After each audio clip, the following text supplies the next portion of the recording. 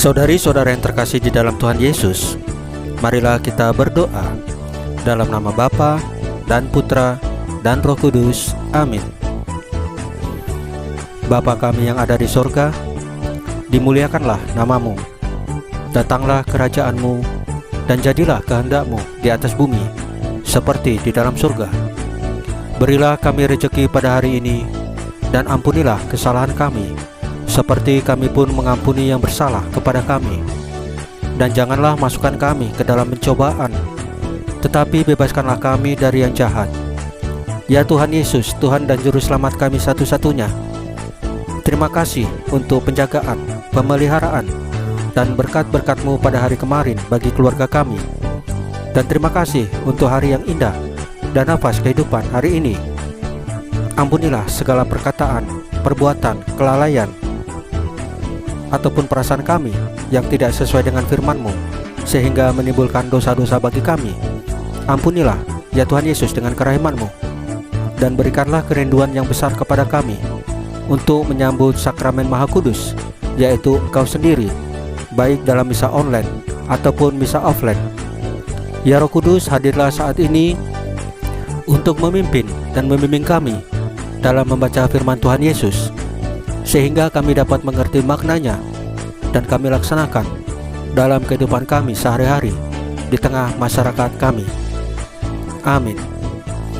Dalam nama Bapa dan Putra dan Roh Kudus. Amin.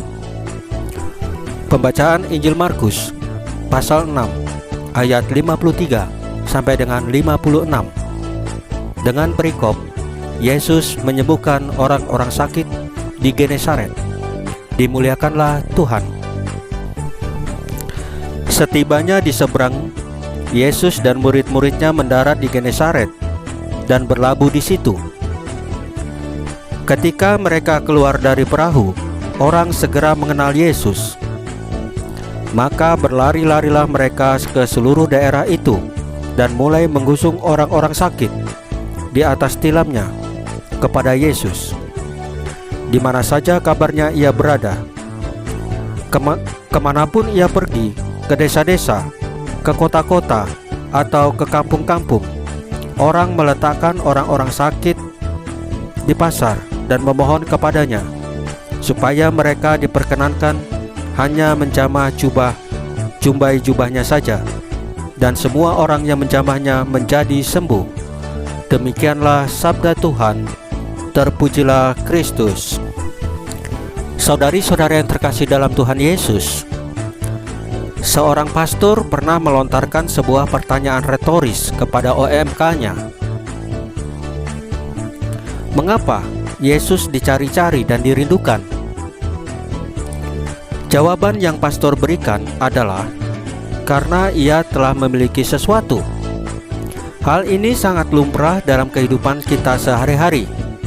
Kita mencari tukang air karena saluran air di rumah kita bermasalah. Kita mencari dokter karena ada seorang yang sakit dan butuh pertolongan. Kita mencari sekolah yang baik karena anak-anak kita membutuhkan pendidikan yang memadai. Kita mencari dan merindukan suatu pertama-tama karena kita membutuhkannya. Dalam bacaan Injil hari ini, orang-orang berlari menemui Yesus karena mereka membutuhkan pertolongannya. Mereka mencari Yesus karena mereka percaya bahwa Yesus memiliki sesuatu yang mereka butuhkan. Salomo dan umat Israel membutuhkan rumah Allah karena mereka merindukan kehadirannya. Lalu bagaimana dengan kita sendiri? Apakah kita juga mencari dan merindukan Tuhan Yesus? Di masa pandemi ini, ketika banyak kegiatan, termasuk misa dan aktivitas kerohanian, dilaksanakan secara daring, apakah kita masih merindukan Tuhan Yesus? Merindukan gereja sebagai tempat kita bersekutu memuji Tuhan Yesus? Saudari-saudara yang terkasih dalam Tuhan Yesus, marilah kita berdoa sebelum mengakhiri bacaan firman dan renungan hari ini. Dalam nama Bapa dan Putra dan Roh Kudus. Amin. Bapa, Semoga kerinduan kami akan sakramen keselamatan dalam diri Yesus Kristus, Putramu, menjadi kekuatan dalam hidup beriman kami.